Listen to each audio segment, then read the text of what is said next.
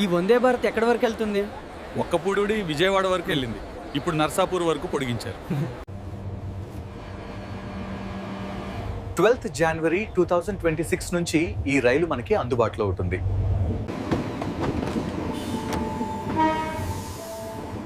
Telugu travel tiles ఛానల్కు సభ్యత్వం పొందండి. ఏ వీడియోలో మీరు ఏదైతే చూసారో అది నిజమండి. సో యాక్చువల్గా January 12th 2026 నుంచి చెన్నై నుంచి ఏదైతే ట్రైన్ మనకు విజయవాడకు వస్తుందో అదే ట్రైన్ మనకైతే నర్సాపురం వరకు అయితే కనుక ఎక్స్టెన్షన్ చేశారు. ఎందుకని ఎక్స్టెండ్ చేశారనే విషయం అయితే ఈరోజు మీకు ఎక్స్ప్లెయిన్ చేస్తాకైతే ట్రై చేస్తాను. సో యాక్చువల్గా మనకి ఎవ్రీడే మార్నింగ్ 5 o'clock అయితే కనుక వందే భారత్ చెన్నై నుంచి బయలుదేరి మధ్యాహ్నం 12 గంటలకు అయితే కనుక విజయవాడ రీచ్ అవుతుంది. సో ఇది అందరికీ తెలిసిన విషయమే.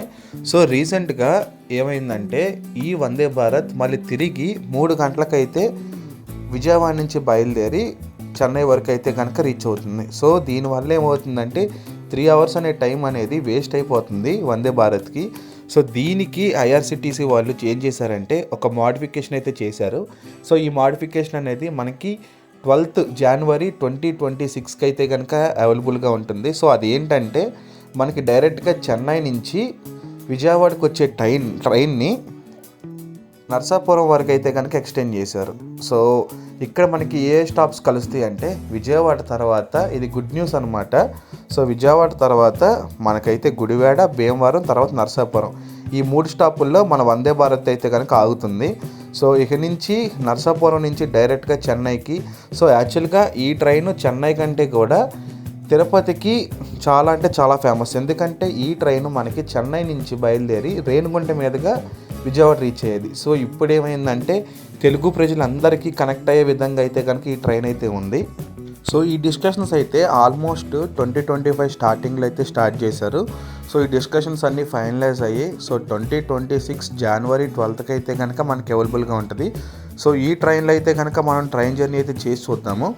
ఇంకో మ్యాటర్ ఏంటంటే నాకు తెలిసి ఇప్పటి వరకు ఈ వందే భారత్లో మనకైతే లంచ్ అయితే ప్రొవైడ్ చేయలేదు.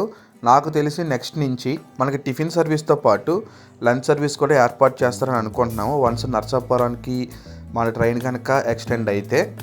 సో మీకు ఆల్రెడీ పాయింట్స్ చెప్పాను కదా, విజయవాడ నుంచి 12కి విజయవాడ అయితే రీచ్ అవుతుంది 12:10 ఆఫ్టర్నూను. సో అక్కడి నుంచి నాకు తెలిసి వందే భారత్ కాబట్టి 3 గంటలు కానీ 2 గంటలు కానీ టైం పట్టుద్ది నర్సాపురం వెళ్ళటానికి.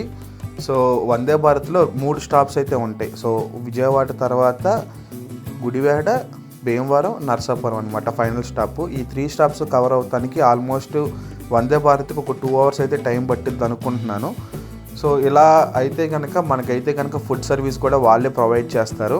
సో ఫుడ్ అంటే కనుక మనకి ఒకప్పుడు టిఫిన్ సర్వీసే ఉండేది. సో ఇప్పుడైతే కనుక లంచ్ కూడా ప్రొవైడ్ చేస్తారు. One of the best connectivity train అయితే కనుక మనకి అందుబాటులో ఉంటుందని అనుకుంటున్నాను.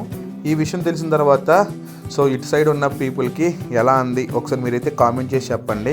సో మీకు హ్యాపీగా ఫీల్ అవుతున్నారా, సాడ్గా ఫీల్ అవుతున్నారా అని సో నేనైతే తెలుసుకుంటాను. సో ఇంకేమైనా మోడిఫికేషన్లు చేయాలి వస్తే కనుక దాని గురించి కామెంట్ సెక్షన్లో అయితే మెన్షన్ చేయండి. నేనైతే కనుక వీడియోస్ అయితే చేస్తాను.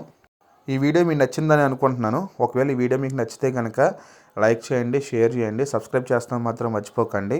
నెక్స్ట్ వీడియోలో మళ్ళీ కలుద్దాము. అంతవరకు stay tune. So next time అయితే కనుక ఈ ట్రైన్ వీడియో నేను నర్సాపురం నుంచి ట్రై చేస్తాను. Bye guys.